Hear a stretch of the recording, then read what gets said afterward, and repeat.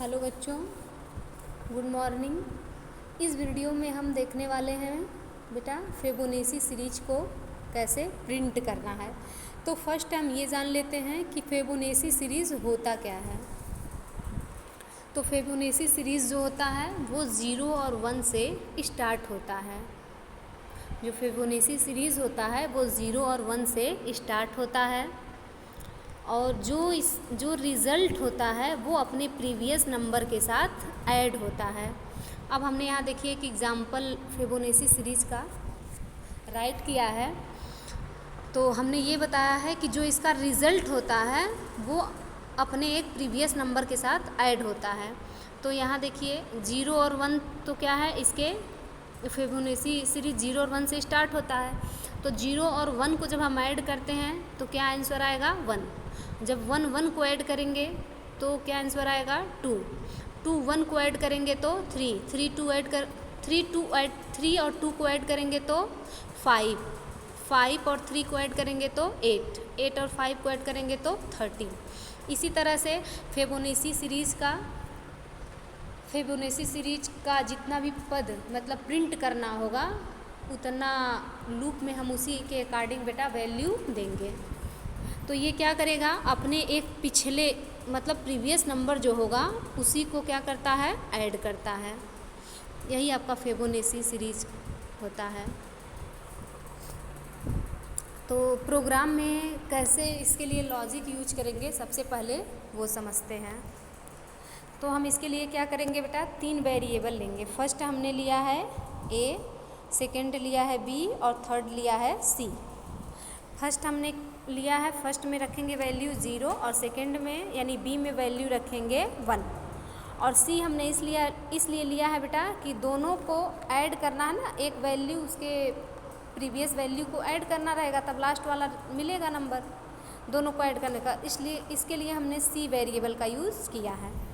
तो सबसे फर्स्ट देखिए करेंगे क्या, ए में वैल्यू पुट किए हैं हम 0 और बी में वैल्यू पुट किए हैं 1।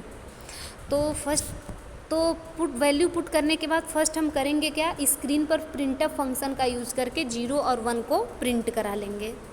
ओके, तो आपका 0 और 1 स्क्रीन पर प्रिंट हो जाएगा, 0 और 1। इसके बाद से क्या दिया है, C = A + B।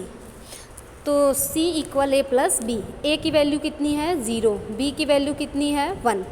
तो 0 और 1 को ऐड करेंगे तो क्या आएगा 1। तो 1 को कहाँ शिफ्ट करना है, C में। तो ये तीसरा सीरीज क्या हो गया इसका 1, 0 1 1। अब देखिए नीचे क्या दे रहा है बेटा, इसके नेक्स्ट लाइन में B = A और C = B, यानी जो B की वैल्यू है उसको A में पुट करो, जो C की वैल्यू है इसको B में पुट करो। तो B की वैल्यू कितनी है आपकी 1 है और C की वैल्यू कितनी है 1 है। तो दोनों में हमने देखिए यहाँ नोट भी कर दिया है। B की वैल्यू को हमने A में पुट किया तो A की वैल्यू हो गई 1, C की वैल्यू 1 थी तो 1 को हमने B में पुट किया, ये हो गई 1। तो अब यहाँ नीचे नेक्स्ट लाइन में क्या कर रहा है, C = A + B। A और B को ऐड करो, तो A और B को जब हम ऐड करेंगे तो क्या आएगा, 1 1 को ऐड करेंगे तो 2। तो 2 को किस में शिफ्ट कर देना है, C में। 2 को हमने C में शिफ्ट कर दिया तो यहाँ हो गया आपका 2। देखिए वही सीरीज़ आता जा रहा है ना, 0 1 1 2। अब देखिए थर्ड लाइन में फिर क्या है, अभी फिर क्या कर रहा है, B = A और C = B। तो B की वैल्यू क्या है, यहाँ देखिए B की वैल्यू क्या है 1, तो B में आ जाएगा 1, सॉरी B = A, B की वैल्यू को रखना है A में। तो A की वैल्यू हो जाएगी 1 और C की वैल्यू क्या है, C की वैल्यू है 2 यहाँ ना, तो C की वैल्यू है 2। तो 2 को कहाँ पुट करना है, B में। तो C की वैल्यू को हमने B में पुट कर दिया, ये हो गया 2। अब नेक्स्ट लाइन में क्या हुआ है, C = A + B। तो ये क्या कह रहा है, A + B को ऐड करो और ऐड करने के बाद उसको C में पुट करो। तो अब C में क्या आ जाएगा 3, तो अब ये हो जाएगा 3, यानी 0 1 1 2 3। ये देखिए यही सेम सीरीज आ जा रहा ना, तो यही लॉजिक प्रोग्राम में यूज़ होगा। यानी क्या करेंगे, B की वैल्यू को A में रखेंगे और C की वैल्यू को B में रखेंगे, फिर दोनों को क्या करेंगे, A और B को ऐड कर देंगे, ऐड करने के बाद C में रखेंगे। क्लियर है? अब प्रोग्राम देखते हैं बेटा इसका।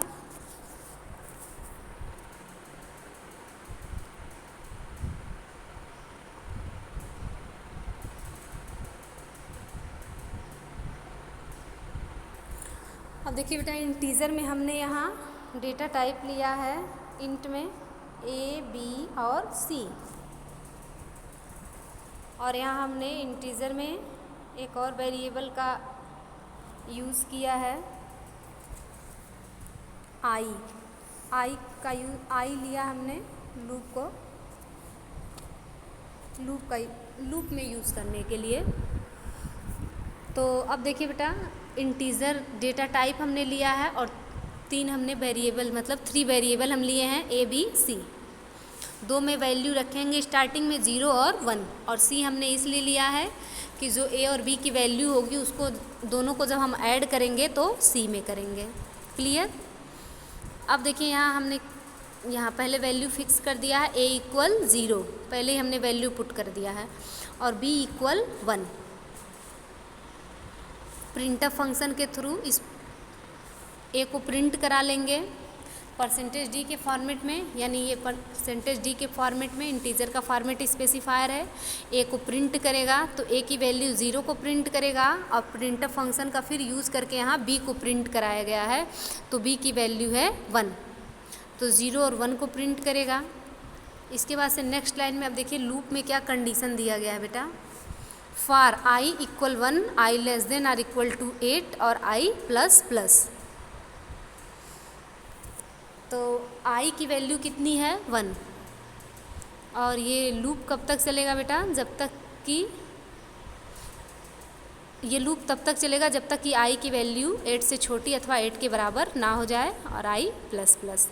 ओके, अब इसके बाद से देखिए फॉर लूप की ओपनिंग है। अब यहाँ कंडीशन दिया गया है, क्या दिया गया है, सी इक्वल ए प्लस बी,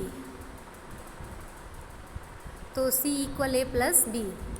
तो 0 और 1 आपने यहाँ प्रिंट करा लिया प्रिंटफ फंक्शन के थ्रू। अब ये कह रहा है इन दोनों नंबर को क्या करना है, a और b में जो भी वैल्यू है उसको ऐड करो, और ऐड करने के बाद c में पुट कर दो। c में पुट करेंगे तो कितना आएगा रिजल्ट, 1 आएगा। जब 0 और 1 को ऐड करेंगे तो 1 ही आएगा। अब ये कह रहा है b की वैल्यू को a में पुट करो और c की वैल्यू को b में पुट करो, तो b की वैल्यू कितनी है 1 और c की वैल्यू कितनी है 1। ओके, अब यहाँ से क्या है, अब ये प्रिंट करने के लिए बोल रहा है, प्रिंटफ फंक्शन के थ्रू हम प्रिंट कराएंगे, लेकिन किसको प्रिंट कराना है, c को। तो c की वैल्यू अभी कितनी है 1 है, तो स्क्रीन पे 1 प्रिंट हो जाएगा। ऑलरेडी ये दोनों पहले से 0 और 1 प्रिंट हुए ही रहेंगे, उसके बाद से ये 1 प्रिंट हो जाएगा। क्लियर? इसके बाद से फिर यहाँ से यहाँ आएगा, आपको पता है फर्स्ट टाइम यहाँ केवल कंपाइलर जाता है, सेकेंड टाइम कंडीशन पे जाता है। अब कंडीशन चेक करेगा, i less than or equal to 8, sorry यहाँ नहीं जाएगा, अभी यहाँ से ये यहाँ आएगा। आई की वैल्यू 1 है, तो अब आई की वैल्यू हो जाएगी 2। अब ये यहाँ से बेटा यहाँ आएगा, i less than or equal to 8।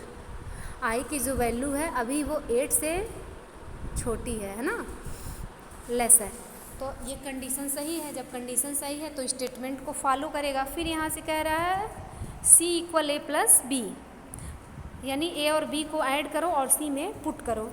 तो फर्स्ट टाइम आप देखिए, फर्स्ट टाइम a b की वैल्यू क्या थी, 0 और 1 थी, लेकिन इस टाइम a और b की वैल्यू कितनी है 1 1 है। क्लियर? a और b की वैल्यू कितनी है 1 1 है, तो और c की वैल्यू कितनी है a प्लस बी, तो c की वैल्यू कितनी हो जाएगी 1 1 थी, तो ये 2 हो जाएगा बेटा। ओके, अब यहाँ से क्या कर रहा है, फिर b इक्वल a और c इक्वल b। अब b की वैल्यू को किस में रखना है, a में, और c की वैल्यू को b में। तो इस तरह से b में जो पहले था वो कितना था 1, और c में कितना था 1, तो ये 1 1 कितना हो जाएगा 2। अब ये c कितना, ये c क्या प्रिंट करेगा 2 प्रिंट करेगा।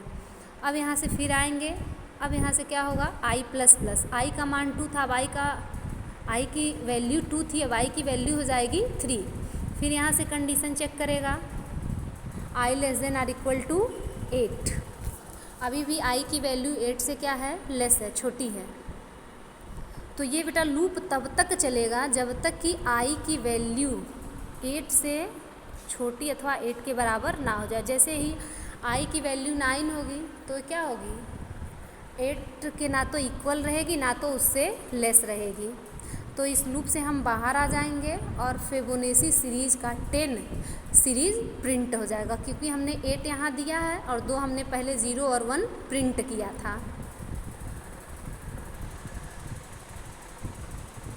इसके बाद से प्रोग्राम को बेटा सेव करेंगे, सेव करने के बाद कंपाइल करेंगे और कंपाइल करने के बाद रन करेंगे।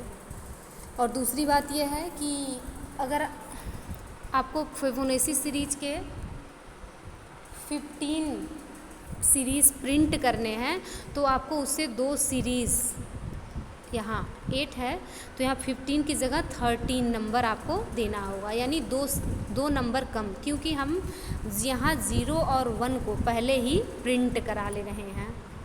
क्लियर? तो जितना भी सीरीज़, मान लीजिए 20 सीरीज़, फिबोनाची सीरीज़ के 20 सीरीज़ प्रिंट कराने हैं तो यहाँ कितना नंबर हम देंगे, 18, यानी 2 नंबर कम देंगे। थैंक्स बच्चों।